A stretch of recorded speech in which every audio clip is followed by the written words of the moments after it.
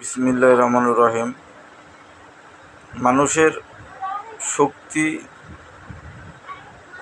ইচ্ছা, বুদ্ধি, ব্রেন আল্লাহ তাআলা দিয়েছে।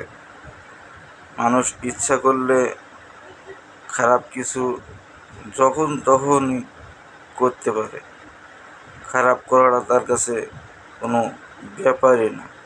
খারাপ কিছু করাই যায়, যে কোনো বিষয়ে খারাপ কিছু করা যায়। সেই ইচ্ছা শক্তিটাকে যদি কাজে লাগিয়ে ভালো কিছু করতে পারে, সেই তো ভালো।